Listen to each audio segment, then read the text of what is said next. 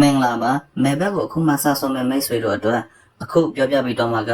မဲဘက်အကောင့်ဖွင့်ပြီးငွေသွင်းပြီးငွေထုတ်နည်းတွေကိုဘယ်လိုလုပ်အောင်လဲဆိုတာဒီဗီဒီယိုမှာရှင်းပြပေးတော့မှာပဲဖြစ်ပါတယ်ခင်ဗျာမဲဘက်နဲ့ပတ်သက်တဲ့အကြောင်းအရာတွေအများကြီးတင်ပေးတော့မှာဖြစ်လို့ channel ကို like and subscribe လုပ်ထားပေးကြပါဦးခင်ဗျာအရင်ဦးဆုံးမဲဘက် application တွေကိုဝင်ပေးပါအကောင့်ဖွင့်မှာဖြစ်လို့ကျွန်တော်တို့ registration လေးကိုနှိပ်ပေးပါဒီအဆင့်မှာတော့ in one click ကိုရွေးပေးပါဒီနေရာမှာအရေးကြီးပါတယ်ခင်ဗျာ promo code ဆိုတဲ့နေရာလေးမှာ page 47ကိုမှန်ကန်စွာဖြည့်ပေးပါခင်ဗျာ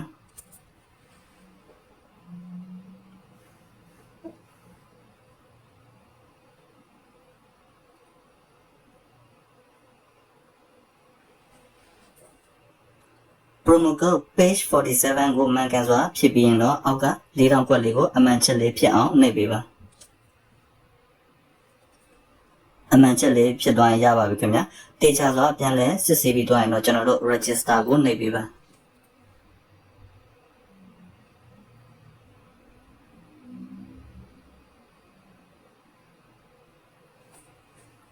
ဒီမှာတော့ထပ်ပေါ်လာတဲ့4000ကွက်လေးကိုကျွန်တော်တို့နှိပ်ပေးပါခင်ဗျာကျွန်တော်ဒီနေရာမှာတော့ကျွန်တော်တို့ရွေးခိုင်းတာကိုမှန်အောင်ရွေးပြင်ရပါပြီဒီမှာတော့တရားကိုရွေးခိုင်းပါတယ်ခင်ဗျာ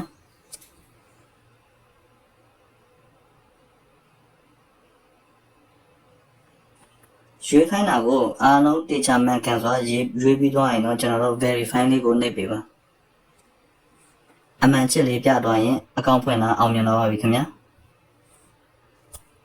ဒီညမှာတော့ရလာတဲ့ user name နဲ့ password ကို screenshot ရိုက်ပြီးတင်ထားဖို့လိုအပ်ပါတယ်ခင်ဗျာ user name နဲ့ password ကကျွန်တော်တို့ account ထွက်သွားတဲ့အချိန်မှာ login ကနေဒီ user name password ကိုအသုံးပြုပြီးတော့ပြန်လည်ဝင်ဖို့လိုအပ်လို့အရန်ကိုအရေးကြီးပါတယ်ခင်ဗျာ user name နဲ့ password ကို screenshot ရိုက်တင်ပြီးတော့ကျွန်တော်တို့ next ကိုနှိပ်ပေးပါ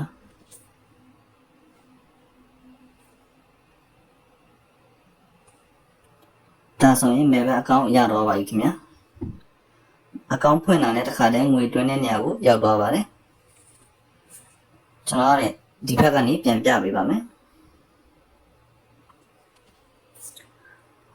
ငွေသွင်းမယ်ဆိုရင်အောက်ဆုံးကမီနူကိုနှိပ်ပေးပါပြီးရင်အပေါင်းလက္ခဏာလေးနဲ့ deposit လေးကိုနှိပ်ပေးပါ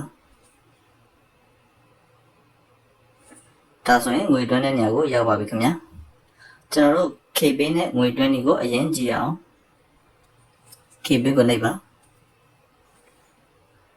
ကျွန်တော်ကဒီမှာနမူနာပုံစံဖြည့်ပြပေးတော့မှာဖြစ်ပါတယ်မိတ်ဆွေတွေအချက်လက်ကိုဖြည့်ပြရမှာဖြစ်ပါတယ်အပေါ်ဆုံးမှာ9000ဆိုတဲ့နေရာမှာမိတ်ဆွေတို့ငွေသွင်းမဲ့ပမာဏကိုထည့်ပေးပါ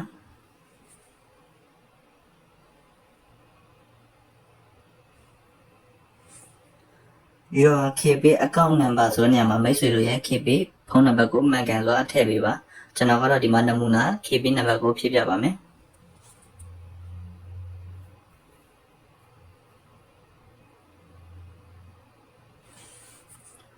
your KB account name ဆိုတဲ့နေရာမှာမိတ်ဆွေတို့ရဲ့ KB account နာမည်ကိုထည့်ပြရမှာဖြစ်ပါတယ်နမူနာဖြည့်ပြပါမယ်ခင်ဗျာ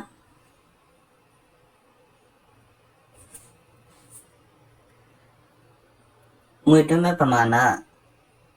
KB ဖုန်းနံပါတ် KB အမည်ဒီ၃ချက်ကိုဖြည့်ပြီးသွားရင်တော့အပေါ်မှာ active ဖြစ်နေတဲ့ KB account နံပါတ်ဆိုတဲ့ဟာလေးရှိပါတယ်အဲ့ဒါ copy ယူလို့ရတဲ့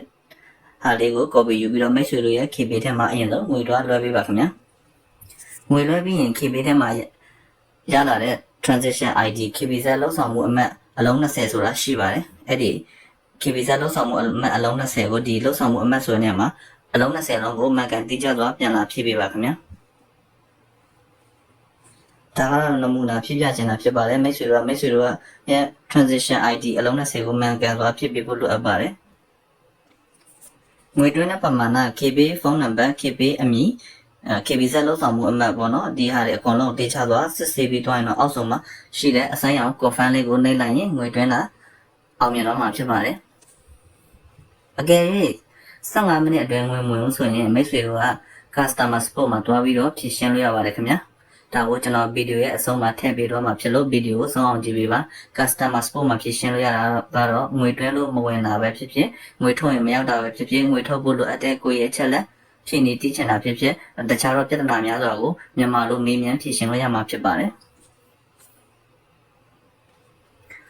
ဝေးနဲ့ငွေတွင်းတွေကိုကြည့်အောင်ဝေးကိုနှိပ်ပေးပါလုပ်ငန်းစဉ်တူညီပါတယ်အပေါ်ဆုံးမှာငွေတွင်းတဲ့ပမာဏကိုထည့်ပေးပါကျွန်တော်ကတော့နမူနာပဲဖြည့်ပြမှာပါတင်ဤဝေးပေးဖုန်းနံပါတ်ဆိုနေမှာမိတ်ဆွေရဲ့ဝေးပေးဖုန်းနံပါတ်ကိုမှတ်ကန်စွာထည့်ပေးပါ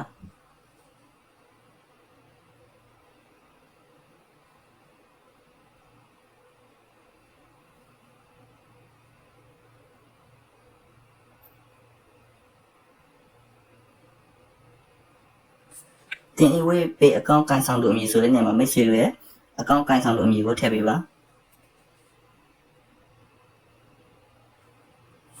ခုနလိုပါပဲပမာဏရဲ့ဝေးဖုန်းနံပါတ်ရဲ့ဝေးအကောင့်ကိုင်ဆောင်လို့အမည်နံပါတ်ကိုထည့်ပြီးတော့အပေါ်မှာအတက်ဖြစ်နေတဲ့ဝေးအကောင့်နံပါတ်ဆိုတာလေးကို copy ယူပြီးတော့ဝေးထဲမှာငွေတော့လွှဲပေးပါခင်ဗျာပြီးရင်ဝေးငွေလွှဲပြီးတော့ရလာတဲ့ဝေးလုပ်ငန်းစဉ်အမှတ် transaction ID ကိုဒီဝေးလုပ်ငန်းစဉ်အမှတ်ဆိုတဲ့နေရာမှာမှတ်ခံသွားပြန်လာဖြည့်ပေးဖို့လိုအပ်ပါတယ်ခင်ဗျာဒါကတော့နမူနာဖြည့်တတ်ချင်တာဖြစ်ပါတယ်မိတ်ဆွေတို့ရဲ့ဝေးလုပ်ငန်းစဉ်အမှတ်ကိုဖြည့်ပြရမှာဖြစ်ပါတယ်ဝေးမှာပို့တော့တာတစ်ခုရှိပါတယ်အဲ့ဒါငွေတွင်းအတည်ပြု screenshot ကိုတောင်းလို့ရှိရင်ဒီအပေါင်းလက္ခဏာလေးကိုနှိပ်ပြီးတော့မိတ်ဆွေတို့ကခဏငွေလွှဲထားတဲ့ screenshot ကိုထည့်ပေးလိုက်ရင်ရပါပြီငွေတွင်းအတည်ပြု screenshot ကိုမတောင်းရင်တော့ထည့်ပေးကြမလို့ပါဘူးခင်ဗျာဒီမှာတောင်းတဲ့အတွက်အပေါင်းလေးကိုနှိပ်ပြီးတော့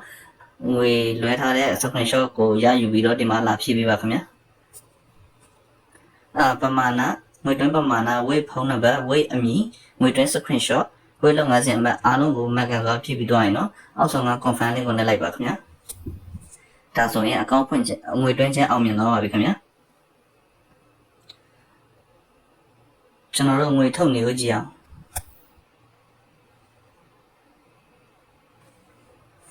ငွေထုတ်မယ်ဆိုရင်မီနူးကိုနှိပ်ပါအပေါ်တောင်းမှာရှိတဲ့ setting အနီအောင်လုံးလေးကိုနှိပ်ပေးပါ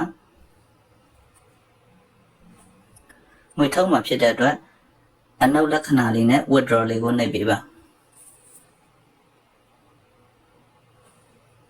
ကျွန်တော်တို့ငွေထုတ်တော့မယ်ဆိုရင်တည်ထားမှာကကိုကြီးအချက်လက်ပေါ့ personal profile ကိုပြည့်စုံစွာဖြည့်ထားဖို့လိုအပ်ပါတယ်ကိုကြီးချက်လက် personal profile ဖြည့်နေကိုမသိရင်လည်း customer support မှာတွားရောက်ပြီးတော့တောင်းယူလို့ရပါတယ်ခင်ဗျာကျွန်တော်ဒါကိုဗီဒီယိုအဆုံးမှာထည့်ပေးတော့ပါမယ် KB နဲ့ငွေထုတ်နေကိုကြည့်အောင် KB ကိုနှိပ်လိုက်ပါအပေါ်ဆုံးမှာငွေထုတ်မဲ့ပမာဏကိုထည့်ပေးပါ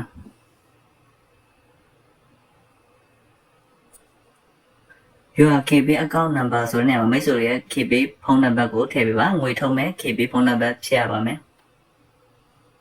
ဒါကတော့နမူနာပါခင်ဗျာ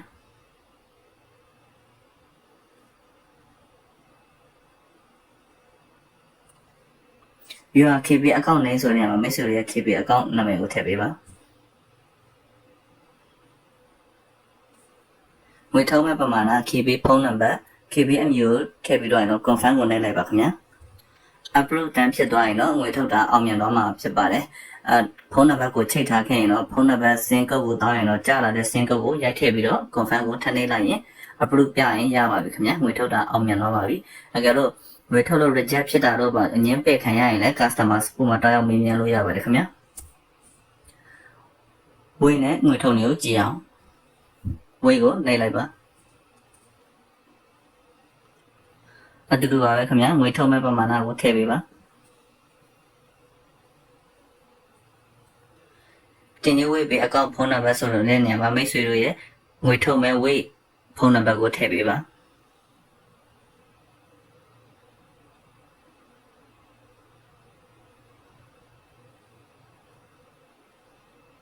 တင်ရွေးအကောင့်ကင်ဆောင်လို့အမည်ဆိုနေရာမှာမိတ်ဆွေတို့ရဲ့ဝေးအမည်ကိုထည့်ပေးပါ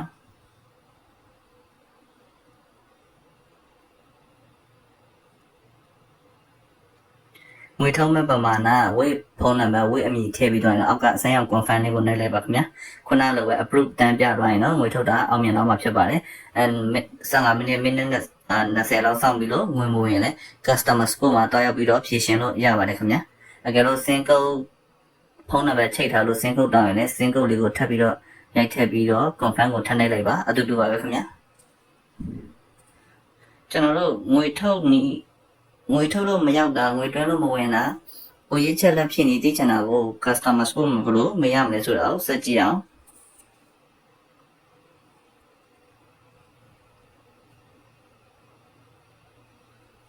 မီနူးကိုနှိပ်ပါအောက်ဆုံးမှာ customer support ဆိုတာရှိပါတယ်ခင်ဗျာ customer support ကိုနှိပ်လိုက်ပါဒီနေရာမှာတော့အပေါ်ဆုံးကချက်ကိုရွေးလိုက်ပါဒီအဆင့်မှာတော့ခဏစောင့်ပေးပါခင်ဗျာဒီလိုလေးပေါ်လာရင်မြန်မာ place လို့အရင်ပို့လိုက်ပါ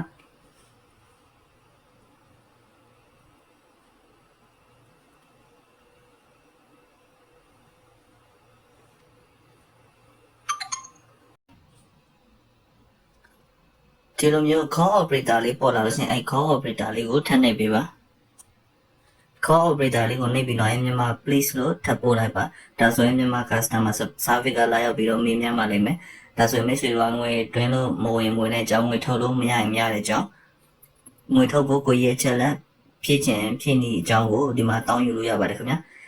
မိတ်ဆွေတွေရဲ့ပြဿနာအားလုံးကိုဒီမှာမြန်မာလိုမေးမြန်းပြီးတော့ဖြည့်ရှင်းလို့ရပါတယ်ခင်ဗျာအားလုံးကိုကျေးဇူးတင်ပါတယ်ခင်ဗျာ